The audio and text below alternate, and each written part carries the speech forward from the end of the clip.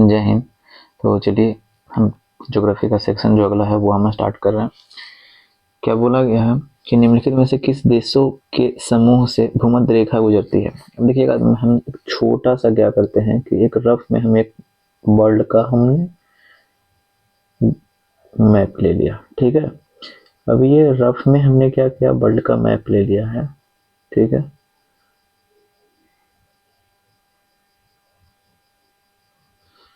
इस चीज को थोड़ा सा समझिएगा, उतना तो सीक्वेंस नहीं है ये, ठीक है। बात जब ये से कर रहे हैं, देखिएगा बात कर रहे हैं यहाँ पे, तो ये सा एक पड़ जाता है ये,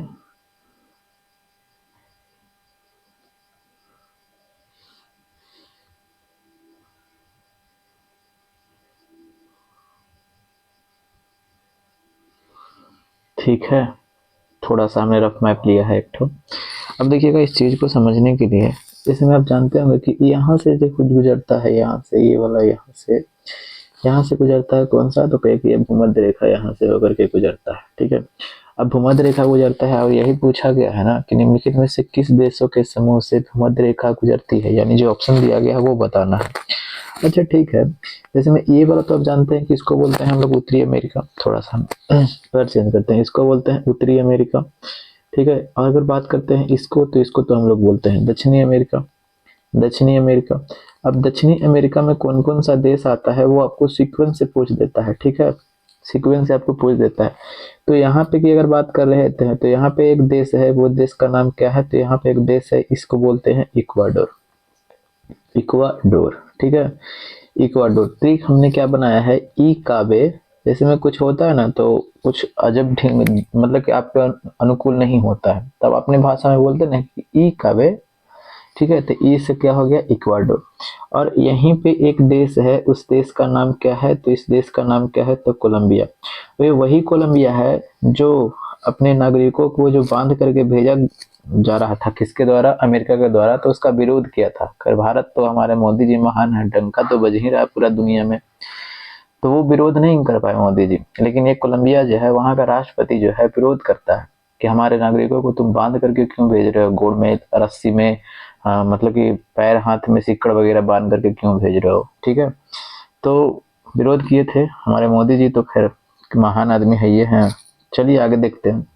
अब ये क्या हो गया, इक्वाडोर। इक्वाडोर के बाद फिर कौन सा आ जाता है, तो कहे कि कोलंबिया, ठीक है।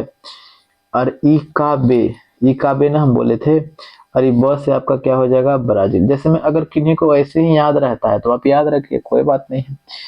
इक्वाडोर, ई से हो गया इक्वाडोर, और कोलंबिया, और ये ब्राजील हो गया। हम सीक्वेंस में लिखते जाएंगे। यहाँ पे हमने यहाँ पे लिखा, इधर से इक्वाडोर हो गया, फिर यहाँ पे क्या हो जाएगा, तो बोलिएगा कि कोलंबिया हो जाएगा, और फिर यहाँ पे क्या हो जाएगा, ये वाला जो देश हो जाएगा, ये वाला पूरा जो है यहाँ पे ये है क्या, तो ये ब्राजील है।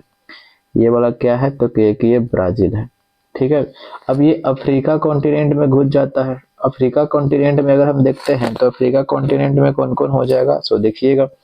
तो अफ्रीका कॉन्टिनेंट की बात कर देते हैं, तो यहाँ पे एक जो देश है उसको बोलते हैं क्या, तो गैबोन।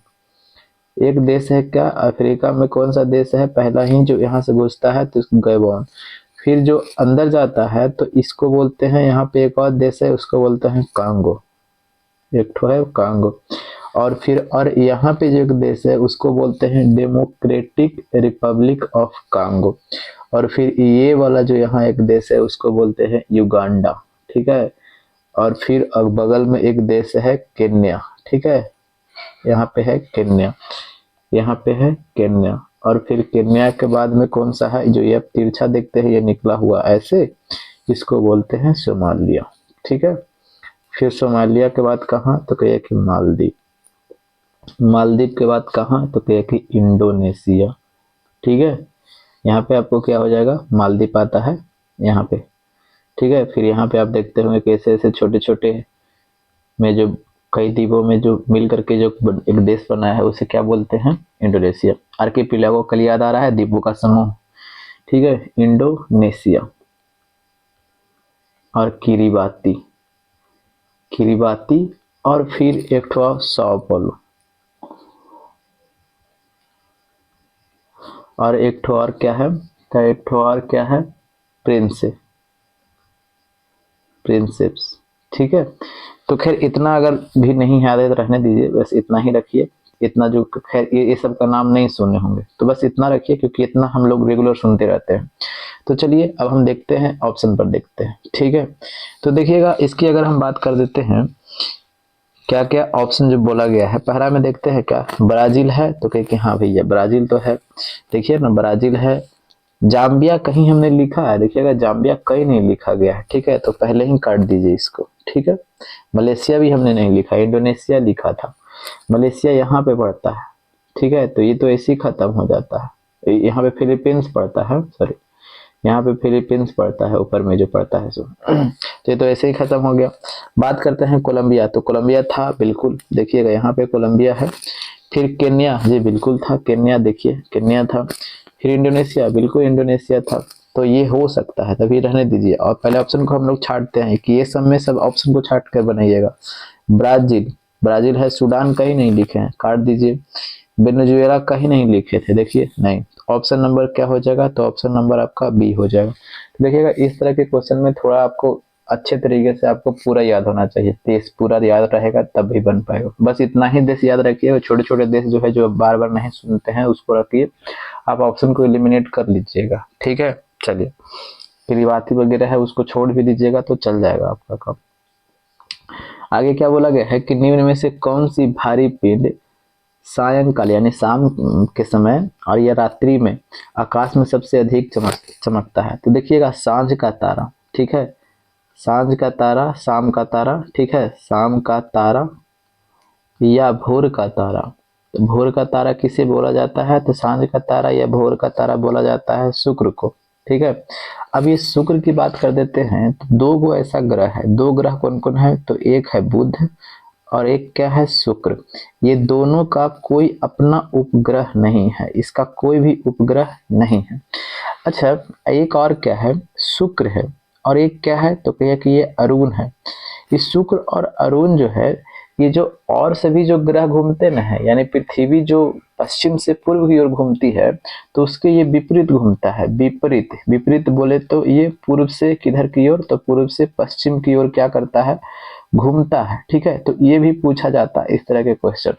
और शुक्र ग्रह है ये सर्वाधिक गर्म ग्रह है, क्या है, तो कहे कि सर्वाधिक गर्म ग्रह है, क्योंकि इस पर कार्बन डाइऑक्साइड काफी मात्रा में पाए जाते हैं। और आप जानते ही हैं कि कार्बन डाइऑक्साइड जो होता है ग्रीन हाउस प्रभाव को बढ़ाता है। ठीक है, चलिए तो इसका आंसर तो मिल गया, कहाँ गया जी, ऑप्शन नंबर 4 हो गया। ठीक है, अच्छा बात कर देते हैं, जब हम यहाँ पे लिख ही लिए हैं तो अब हम बात कर देते हैं ताकि बाद में हमको दिक्कत ना हो। यहाँ पे क्या है, सन है। सन है तो ये है 8 गो ग्रह है ना, हम 8 को यहाँ पे लिख देते हैं। ठीक है, ताकि आपको कोई दिक्कत ना हो। चलिए 8 गो से ज्यादा हो गया का, कोई बात नहीं है। देखिएगा बात करते हैं बुध की। बुध के बाद कौन आता है, तो कहेगा देखिए बुध के बाद है कौन, तो कहेगा शुक्र है। फिर शुक्र के बाद कौन सा है, तो पृथ्वी है। पृथ्वी के बाद कौन सा है, तो कहेगा मंगल है। मंगल के बाद कौन सा है, तो कहेगा बृहस्पति है। बृहस्पति के बाद कौन सा है, तो कहेगा शनि है। शनि के बाद कौन सा है, तो अरुण है। अरुण के बाद कौन सा है, तो वरुण है। ठीक है, तो ये नहीं है, इसको काटिए। चलिए समझ गए। अब देखिएगा बात करते हैं, देखिएगा हम बात कर रहे हैं किसकी, जिसमें अपने जो अक्ष पर घूमता है। जैसे अब ये बुध है तो बुध भी तो अपने अक्ष पर घूमेगा ना, तो कहेगी हाँ बिल्कुल घूमेगा। तो जब अपने अक्ष पर घूमता है उसको बोलते हैं परिभ्रमण। ठीक है, और ये वाला सूर्य का जब चक्कर ऐसे लगाएगा ऐसे ऐसे तो उसको बोलते हैं सॉरी हमें क्या बोल दिया, देखिएगा सूर्य का जो जब चारों तरफ चक्कर लगाता है तो उसको क्या बोलते हैं, परिक्रमण। और जो अपने अक्ष पर घूमता है उसको बोलते हैं परिभ्रमण। ठीक बोला था। ठीक है, तो अब देखिएगा इसकी बात करते हैं बुध की। तो यानी बुध होता है जो सूर्य का जो चारों ओर चक्कर कितने समय में लगाता है, तो कितना समय में, 88 दिन में। शुक्र की बात कर देते हैं तो 255 दिन में। ठीक है, 255 डे यहाँ पे समझ जाइएगा। ठीक है, बात करते हैं पृथ्वी का 365, ये इसको मंगल 687। बृहस्पति की बात कर देते हैं तो 11 ईयर और 11 मंथ में। बात करते हैं शनि की, तो शनि 29.5 ईयर में।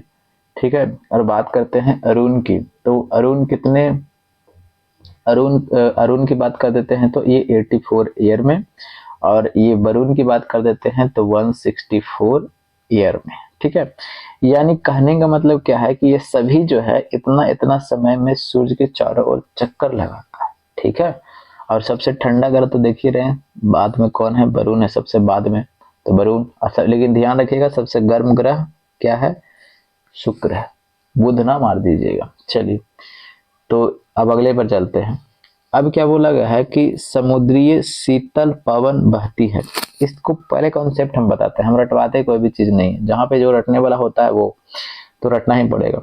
जैसे मैं मान के चलिए कि ये हमारा ये स्थल है, ठीक है, ये स्थल है नीचे, जो प्रायद्वीपीय भारत जो हमारा है।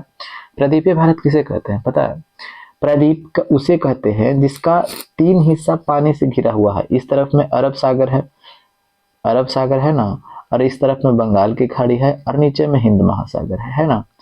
अब देखिएगा इस चीजों को समझिएगा, अब इस चीज को समझाते हैं। अब जैसे में आप मान करके चलिए कि हम यहाँ पे दिन का समय है, देखिएगा दिन और रात दोनों ले लेते हैं। ठीक है, यहाँ पे दिन, ये दिन का समय है, ये कौन सा है, दिन का है, और ये एक है रात का, रात का समय है।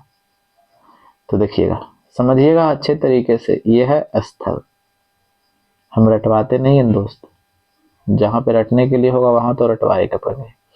अब देखिएगा दिन के समय की बात कर देते हैं, तो दिन में अब देखिएगा जब सूरज की किरणें तो इस पे पड़ रही है, ये पानी में भी पड़ रहा है सूरज की किरणें, और ये स्थल पे भी पड़ रहा है ना, तो कहे कि हाँ बिल्कुल पड़ रहा है। तो आप जानते ये भी हैं कि पानी जो होता है, ये पानी पानी क्या होता है, ना जल्दी गर्म होता है और ना जल्दी ठंडा होता है। ठीक है, लेकिन ये स्थल की बात करते हैं, स्थल, ये स्थल क्या होता है, जल्दी गर्म हो जाता है, किसकी तुलना में, पानी की तुलना में। पानी की तुलना में स्थल जो होगा जल्दी गर्म हो जाएगा कि नहीं। ठीक है, तो कहिए कि हाँ, यानी दिन के समय में स्थल जल्दी गर्म हो जाएगा पानी की तुलना में, तो कहिए कि हाँ दोस्त गर्म तो हो जाएगा। और आप ये भी तो जानते हैं ना कि जैसे गर्म हो जाएगा, तो गर्म हो जाएगा तो जो वहां पे जो होंगे, जो हवा जो होंगे स्थल में, जो हवा होंगे, ठीक है, तो स्थल पे जो हवा होंगे वो हवा भी गर्म होंगे, तो कि हाँ बिल्कुल। और हवा गर्म होंगे तो गर्म होकर के हवा जब क्या होता है, हल्का हो जाता है, और हल्का होकर के ये हवा कहाँ उठ जाएगा, ऊपर उठ जाएगा। अब जब ऊपर उठ जाएगा दोस्त, तो हवा तो हल्का हो गया, हल्का होकर के ऊपर उठ जाएगा। ठीक है, अगर ऊपर उठ गया तो उसके कारण जो प्रेशर लगेगा वो ज्यादा लगेगा या कम लगेगा, तो कहे कि 10 तरीके, अब तो हवा काफी ज्यादा ऊपर उठ गया है, तो नीचे जो दबाव लगेगा वो तो अब कम लगेगा ना। जैसे में अब तो दबाव कम, क्योंकि हवा काफी ज्यादा ऊपर चला गया है हल्का होकर के। ठीक है, गर्म होगा तो वैसे भी हल्का हो जाएगा। ठीक है, तो ऊपर चला गया, अब हल्का हो गया तो क्या ज्यादा दबाव दे पाएगा, तो कहेगी ना भैया ज्यादा दबाव कहाँ से दे पाएगा। यानी यहाँ पे अब जो प्रेशर बन गया, स्थल पर की बात कर रहे हैं, तो यहाँ पे प्रेशर क्या बन गया, तो लो प्रेशर। समझ में आ रहा क्यों बन गया लो प्रेशर, अगर हम डायरेक्टली लिख देते तो भेजा में नहीं घुसता। समझ गए कि नहीं समझ गए, यानी दिन के समय में स्थल पर क्या हो रहा है, लो प्रेशर बन रहा है। ठीक है, दिन के समय स्थल पर लो प्रेशर बन रहा है। और दिन ही के समय में हम बात करते हैं पानी पर, ये पानी है ना, पानी पर हाई प्रेशर क्यों बन जाएगा, अब अभी हम समझाते हैं क्यों बन जाएगा। अभी हमने आपको बताया कि पानी जो होती है ना जल्दी गर्म होती है और ना जल्दी ठंडा होती है, और पानी तो इसके तुलना में, स्थल के तुलना में तो ठंडा ही है। अभी हमने कह रहे हैं कि पानी ना जल्दी गर्म होती है ना ठंडा होती है, तो पानी जो है स्थल की तुलना में तो ठंडा ही है ना, तो ठंडा ही है, तो क्या वहां का जो वायु है, यहाँ का जो वायु है, क्या वो गर्म हो पाएगा, तो कहे कि ना दोस्त गर्म तो नहीं हो पाएगा। जब यहाँ का वायु गर्म ना हो पाएगा तो क्या ऊपर उठ पाएगा, तो कहिए कि कैसे उठ पाएगा, जब गर्म में नहीं होगा तो ऊपर कैसे उठेगा, ठंडा ही है तब। यानी इस स्थल की तुलना में तो ठंडा है ना, तो जब ठंडा ही है ऊपर उठ ही नहीं पा रहा है, तो ऊपर उठ ही नहीं पा रहा, तो उसके कारण प्रेशर जो नीचे लग रहा है वो तो ज्यादा लग रहा है, यानी हाई प्रेशर लग रहा है। तब यहाँ पे हाई प्रेशर बन जाएगा, यानी जितना जो पानी है उधर क्या बन जाएगा, हाई प्रेशर बन जाएगा। ठीक है, हाई प्रेशर बन जाएगा। अब आप ये जानते हैं कि हवा जो होती है, ये हवा हवा क्या होती है, हाई प्रेशर से किधर की ओर बहती है, लो प्रेशर की ओर बहती है। हवा जो होती है ये हाई प्रेशर से किधर की ओर बहती है, तो लो प्रेशर की ओर बहती है।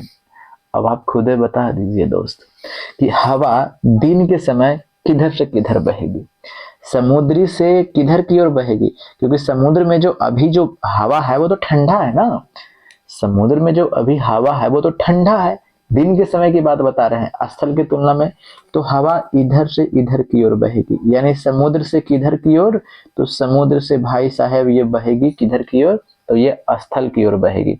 कोई दिक्कत है, समझ में आ गया कि नहीं आ गया, तो कहे कि हाँ आ तो गया।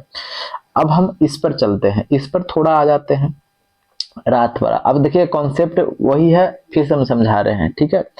रात वाला में आ जाते हैं, रात वाला में आ जाते हैं।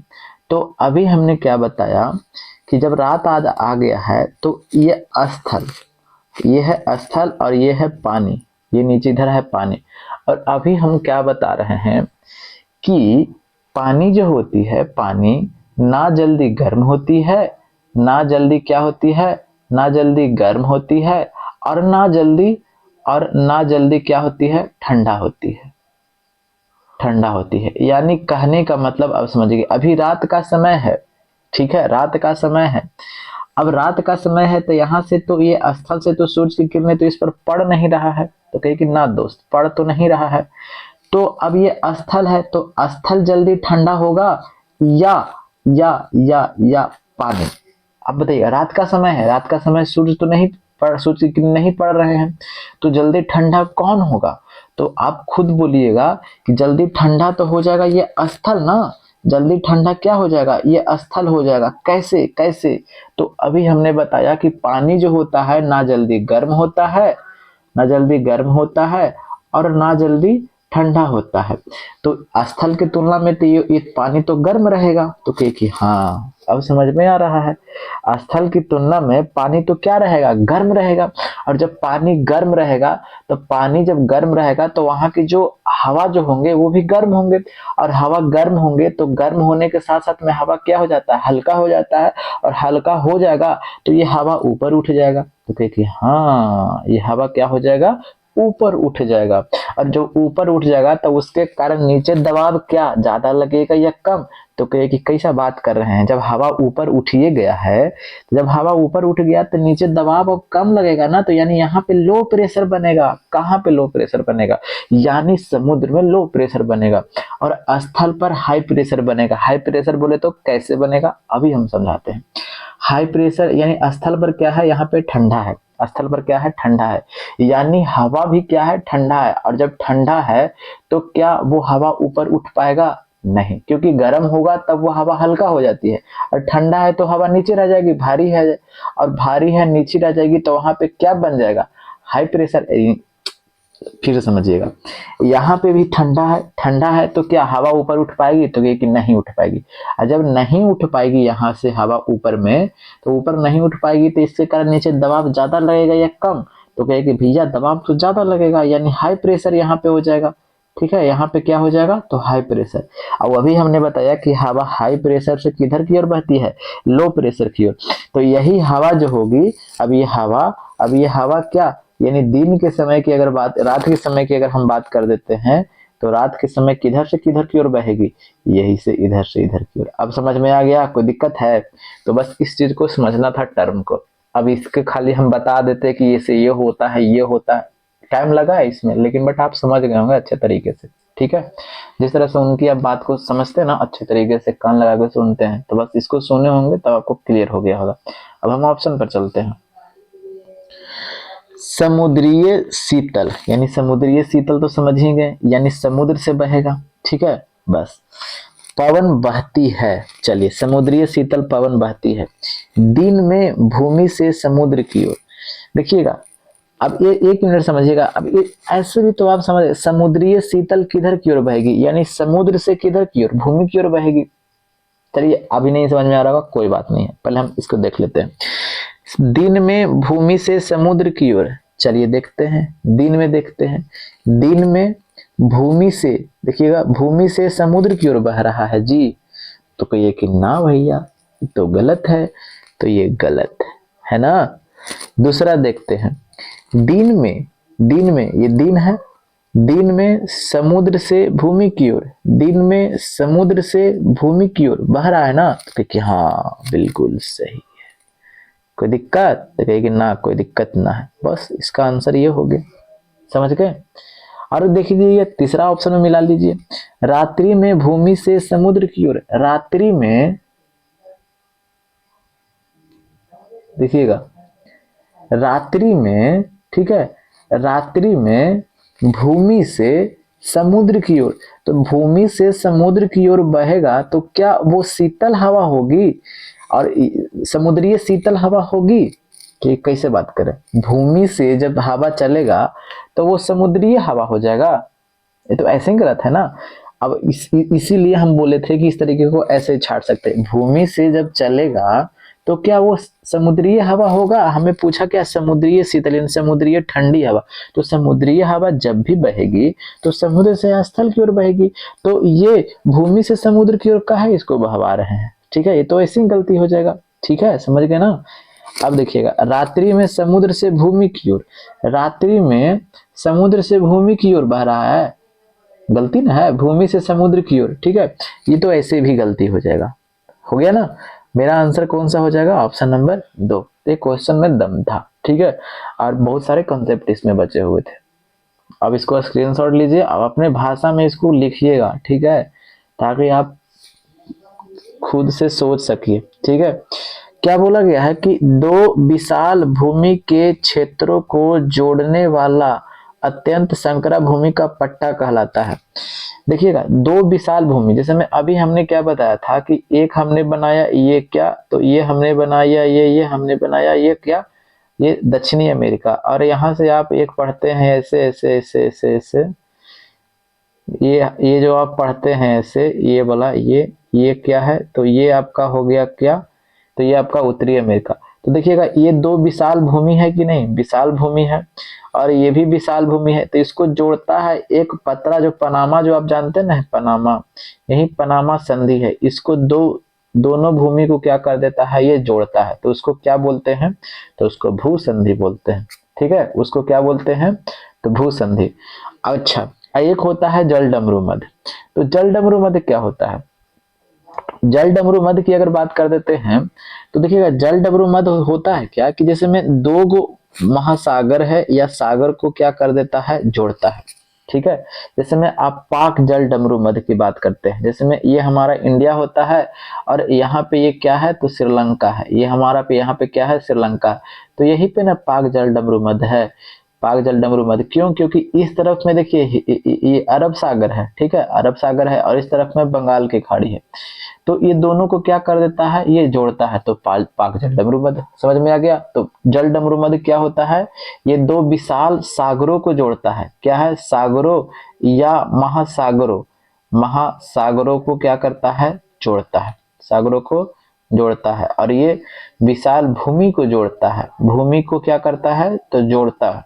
ठीक है, अच्छा बात करते हैं इसकी प्रायद्वीप। तो प्रायद्वीप अभी हमने बताया कि तीन ओर से क्या हो, पानी हो, ठीक है, और एक ओर से स्थल हो, तो वो प्रायद्वीप कहलाता है, जैसे में भारत का दक्षिण भारत।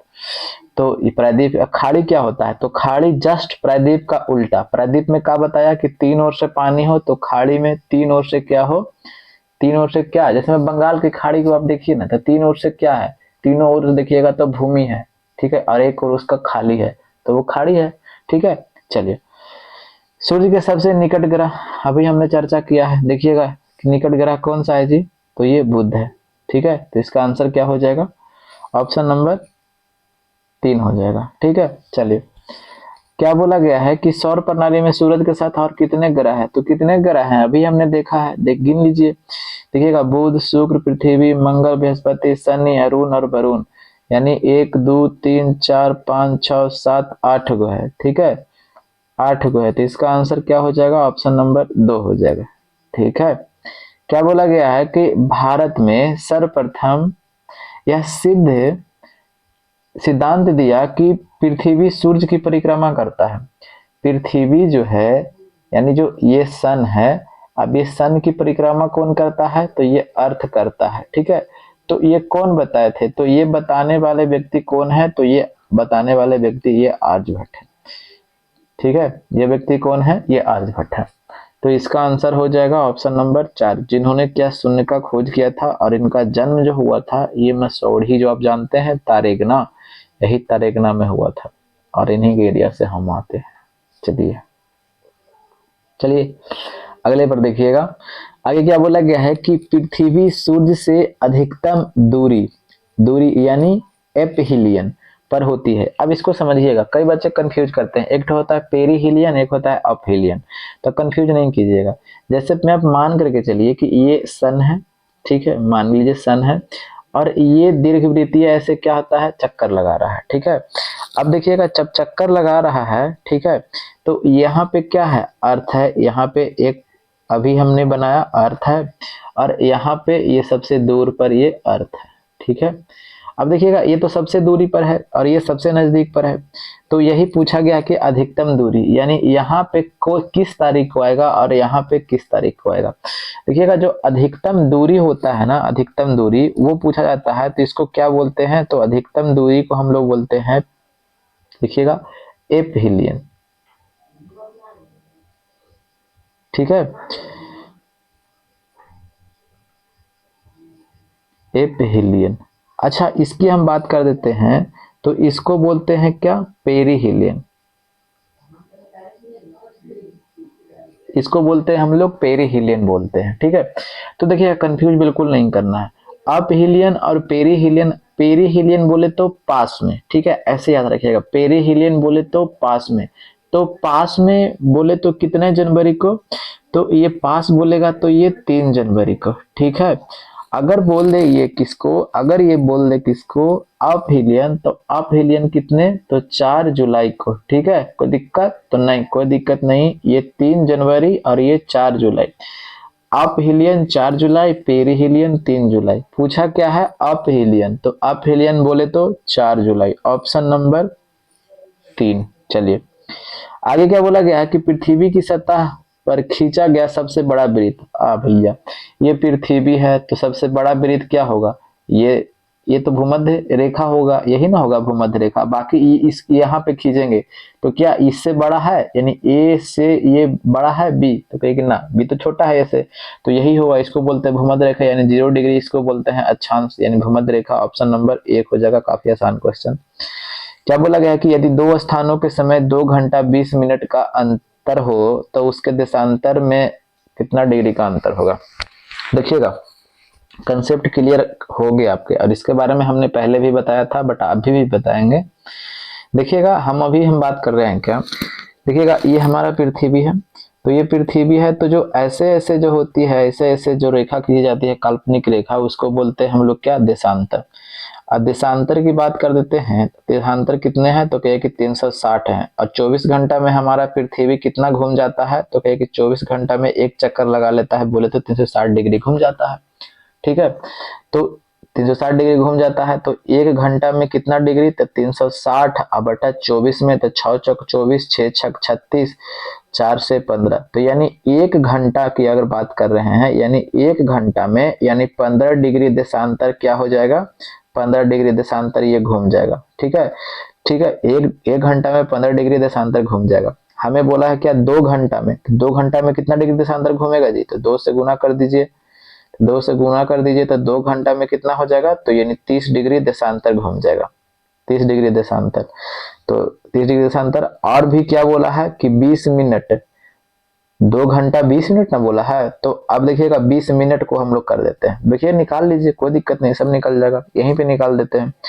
अब देखिएगा 1 घंटा में 15 डिग्री देशांतर घूम रहा है, यानी कहने का मतलब है कि 60 मिनट में 15 डिग्री देशांतर घूम रहा है, तो कहे कि हाँ भैया 15 डिग्री देशांतर घूम रहा है, तो 1 मिनट में कितना डिग्री, तो कहे कि 15/60, तो 15 चौक 60, यानी कहने का अर्थ क्या हो गया कि 1 मिनट में कितना, तो 1/4 डिग्री देशांतर घूम रहा है, 1/4 डिग्री देशांतर, ठीक है।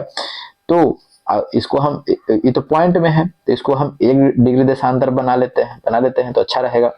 तो 4 से गुना इधर कर देंगे, ठीक है, अगर 4 से गुना इधर कर देते हैं तो 4 से इधर भी कर दीजिएगा, तो 4 मिनट में 1 डिग्री देशांतर ये क्या हो जाएगा, घूम जाएगा, सही है कि नहीं? तो क्योंकि हाँ भैया 4 मिनट में 1 डिग्री देशांतर घूम जाएगा, और यहाँ पे हमें 20 मिनट घुमाना है, तो यहाँ पे 5 से गुना कर देते हैं तो 4 5 20 मिनट हो जाएगा कि नहीं हो जाएगा? तो क्या कि हाँ, तो 20 मिनट जब यहाँ 5 से गुना किए हैं तो यहाँ भी 5 से कर दीजिए, तो कितना हो जाएगा? 5 डिग्री देशांतर। कोई दिक्कत नहीं। और यहाँ पे हमने क्या निकाला है कि 1 घंटा में 15 डिग्री देशांतर, तो 2 घंटा में कितना हो जाएगा? 30 डिग्री देशांतर। और यहाँ पे 20 मिनट में कितना डिग्री देशांतर? तो कितना डिग्री देशांतर? तो ये 5 डिग्री देशांतर। तो 1 घंटा में 15, तो 2 घंटा में 30, और ये वाला 5 डिग्री देशांतर, 20 मिनट वाला बचा ना, तो यानी 35 डिग्री। समझ गए? इसका आंसर हो जाएगा ऑप्शन नंबर 2। चलिए अगले पर बढ़ते हैं। आगे क्या बोला गया है कि ध्रुवीय क्षेत्रों में अर्जित तेज व बर्फीली ठंडी बहने वाली वायु को कहते हैं। देखिएगा, टाइफून की अगर बात कर देते हैं तो ये टाइफून जो है ना, ये चक्रवात है, ये चक्रवात है। और ये चक्रवात आती कहाँ है? देखिएगा, ये जो है ना, ये चक्रवात है। अब ये चक्रवात आती कहाँ है? तो जैसे में अभी हमने देखा क्या, तो ये है जो एशिया है, ये है चाइना, और ये जापान है। ये सगरो यानी प्रशांत महासागर में क्या होता है कि ये चक्रवात आता है, ठीक है। ताइवान, ये जापान, चीन, फिलीपींस के ये सब एरिया में चक्रवात आता है, ठीक है। अगर बात करते हैं ये टोर्नाडो, टोर्नाडो क्या होता है कि जिसमें ऐसे ऐसे गोल गोल जो ऐसे ऐसे घूमता है ना, उसको बोलते हैं टोर्नाडो। ये जो टोर्नाडो जो है ना, ये काफी विनाशकारी होता है, ठीक है। ये टोर्नाडो जो है ये काफी विनाशकारी होता है, ठीक है। हमें पूछा क्या गया है कि ध्रुव क्षेत्रों में अति तेज व बर्फीली ठंडी, यानी ध्रुवीय क्षेत्रों में, ये सब एरिया में, ठीक है। तो अब ये भी खत्म हो गया, ये भी खत्म हो गया। अब देखिएगा, ये ब्लिजार्ड जो है, ये ब्लिजार्ड, ये क्या है? ये अति ठंडी हवा है, ठीक है। ये ठंडी हवा है, और ये जानते हैं सालों भर यानी वर्ष भर क्या होता है, वहां पे बर्फ गिरते रहता है। और इसकी हवा की रफ्तार की बात कर देते हैं तो 55 से 60 किलोमीटर प्रति घंटा की रफ्तार से ये क्या होती है? ये बहती है, ये ब्लिजार्ड हवा। समझ गए? यानी समझिए कि 55 से 60 समझ रहे हैं, और बहुत ठंडा, एकदम ठंडा। समझ गए? बहुत ठंडा ये हवा होती है। और बड़ा है गई पोलर विंड, तो पोलर विंड जो होता है ये भी आर्कटिक एरिया में बहता है, लेकिन ये ठंडा होता तो है, ठंडा के साथ साथ में ये शुष्क होता है, बट इतना रफ्तार नहीं इसका होता है, क्योंकि और ये ब्लिजार्ड का इतना रफ्तार नहीं होता है, क्योंकि ब्लिजार्ड का रफ्तार कितना है? 55 से 60 किलोमीटर, और ये बर्फ के ओस जैसा गिरते रहता है ब्लिजार्ड, और हवा बहते रहती है। तो इसका आंसर कौन सा हो जाएगा? ये ऑप्शन नंबर 3 हो जाएगा, ठीक है। आगे क्या बोला गया है कि जिन वृक्षों को जड़ें कम गहरी होती है उनका संबंध, यानी वैसा वृक्ष जिनका जड़ कम गहरा होता है, तो वो पूछा गया। चलिए देख लीजिए, रफ में हम बता देते हैं। ये आप ऊपर की अगर बात बोल रहे हैं तो देखिएगा, ये अच्छा रुक जाइए, ये हमारा क्या है? तो रुक जाइए, वैसे नहीं, ऐसे इसको बनाते हैं, ठीक है। देखिएगा, देखिएगा, ये हमारा क्या हो गया? तो 0 डिग्री अक्षांश, ये तो 23.5, ये 23.5, ये 23.5 डिग्री नॉर्थ है, जिसको हम लोग क्या बोलते हैं? तो बोलिए कि कर्क रेखा। और ये की बात कर देते हैं तो इसको बोलते हैं हम लोग मकर रेखा, ठीक है।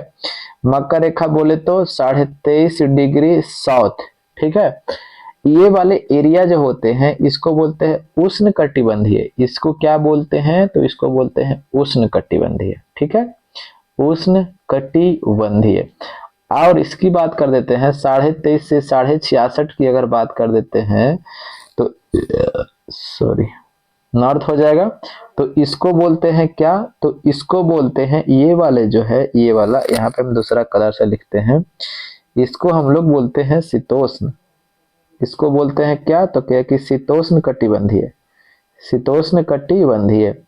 और ये भी वही हो जाएगा, ठीक है, ये भी वही हो जाएगा, शीतोष्ण कटिबंधीय, 66 डिग्री साउथ।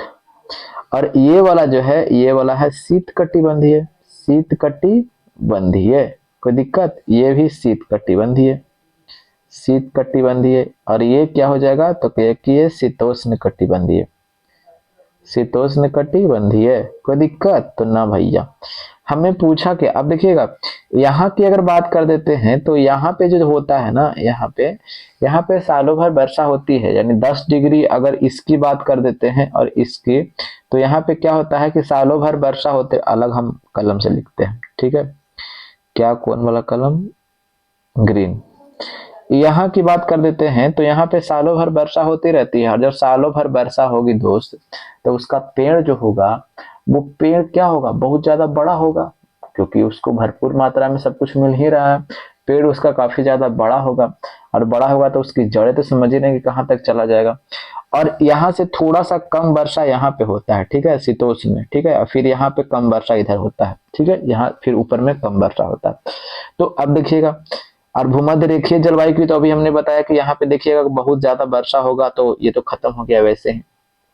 उष्णकटिबंधीय, यहाँ भी वर्षा होती है, शीतोष्ण में भी इससे कम वर्षा होती है, मतलब कि यहाँ पे की अगर बात कर देते हैं, शीतोष्ण हमने यहाँ पे लिखा ना, तो देखिएगा शीतोष्ण में भी वर्षा होती है, लेकिन यहाँ से यानी भूमध्य रेखीय की बात कर रहे हैं, तो भूमध्य रेखीय से क्या होता है, कम होता है वर्षा, भूमध्य रेखीय से वर्षा कम होता है, लेकिन होता है, ऐसा बात नहीं है कि नहीं होता है।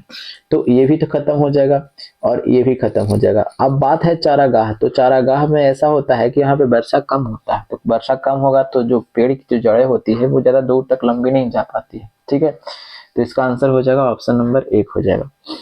आगे क्या बोला गया है कि निम्नलिखित में से किसमें तापमान साल भर 10 डिग्री सेल्सियस से ऊपर वृद्धि नहीं करता है। अब देखिएगा अब ये वाले एरिया है, तो इसको हम थोड़ा सा मिटा देते हैं, ठीक है, अब इसे मिटा देते हैं, मिटाने के बाद आप समझ जाइएगा कहना हम क्या चाह रहे हैं। देखिएगा सिंपल सा क्वेश्चन है, अब ये हमने एक रफ एरिया ले लिया, ये वाले जो क्षेत्र यहाँ पे होते हैं, यहाँ पे होते हैं क्या, तो कहिए कि टुंड्रा,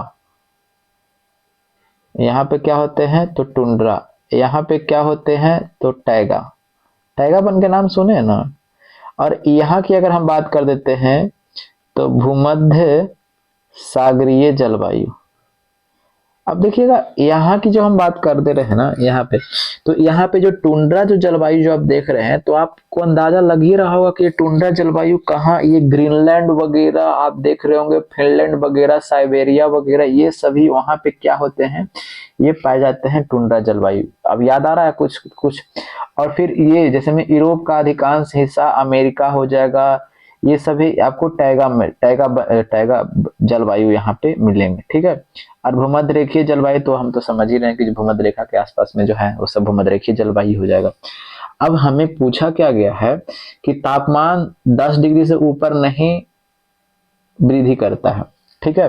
तो देखिएगा ये टुंड्रा जलवायु की जो बात कर देते हैं, तो टुंड्रा जलवायु, अब देखिएगा सूरज की किरणें तो लंबवत यहाँ पे चमकती है, तो यहाँ पे जाते जाते यानी तिरछा होती है, तो जो यहाँ पे जब तिरछा पड़ती है तो यहाँ काफी ज्यादा ठंडा होता है, और ठंडा होता है तो यहाँ टेम्परेचर जो होता है ये 10 डिग्री से बढ़ता ही नहीं है, ये 10 डिग्री से हमेशा कम ही रहता है। यहाँ पे कभी कभी इसका 10 से 20 डिग्री तक हो जाता है, ठीक है, कभी कभी होता है, लेकिन यहाँ टुंड्रा जलवायु में तो 10 डिग्री से ज्यादा नहीं होता है, सब घड़ी कमे रहता है, ठीक है। क्यों, क्योंकि देखिएगा सूरज की किरणें तो तिरछा पड़ती है यहाँ पे ना। अब देखिएगा ये टैगा तो सूरज से थोड़ा सा नजदीक हुआ, इसीलिए यहाँ पे 10 से 20 डिग्री सेल्सियस टेम्परेचर हो जाता है, ठीक है। लेकिन टुंड्रा में क्या हो पाएगा, क्योंकि नहीं, क्योंकि तिरछा जब पड़ेगा किरणें तो क्या गर्मी उतना दे पाएगा, तो क्योंकि ना बिल्कुल नहीं दे पाएगा, ठीक है। तो अब तो समझ गए, तो इसका आंसर कौन सा होना चाहिए, तो टुंड्रा। तो ये आपको सीक्वेंस भी आपको ध्यान रखना पड़ेगा, टुंड्रा टैगा वाला जो, ठीक है। आगे क्या बोला गया है कि विश्व की सबसे लंबी पर्वत श्रृंखला, अभी हमने एक चर्चा किया था क्या, कि देखिएगा अभी हमने एक चर्चा किया था, इसकी चर्चा किया था, ठीक है। देखिएगा इसका चर्चा किया था, ये क्या है, तो कहिए कि ये दक्षिणी अमेरिका है, ठीक है, ये दक्षिणी अमेरिका है। अब दक्षिणी अमेरिका में हमने एक पर्वत के बारे में बताया था, उस पर्वत को हम लोग क्या बोलते हैं, तो उस पर्वत को यहाँ से जो स्टार्ट होता है उस पर्वत को हम लोग बोलते हैं एंडीज पर्वत। इसको क्या बोलते हैं, तो ये एंडीज पर्वत है। ये एंडीज पर्वत की अगर हम बात कर देते हैं तो एंडीज पर्वत विश्व का सबसे लंबा श्रृंखला है, यानी श्रृंखला जो है ना इसका सबसे लंबा है, ठीक है। पर्वत श्रृंखला जो है ये विश्व का सबसे लंबा है, ऊंचा नहीं है, लंबा, लंबा समझते हैं, लंबा। जैसे मैं हिमालय की बात कर रहे हैं, तो हिमालय क्या है, हिमालय जो पर्वत है तो हिमालय पर्वत की सबसे ऊंची चोटी है, तो यहाँ ये पर्वत श्रृंखला है जो लंबा है, ठीक है, ये क्या है, लंबा है। देख रहे हैं यहाँ से लेके कहाँ से कहाँ तक चला जा रहा है, ठीक है। अब ये पर्वत श्रृंखला सबसे लंबा है, तो ये पर्वत श्रृंखला है, तो कोई भी पर्वत होती है तो वहां पे तो अपना उसका एक चोटी होता है कि नहीं होता है, तो कहे कि हाँ बिल्कुल होता है। तो यहाँ पे एक चोटी है, इस चोटी का नाम क्या है, तो कहे कि एकांकागुआ।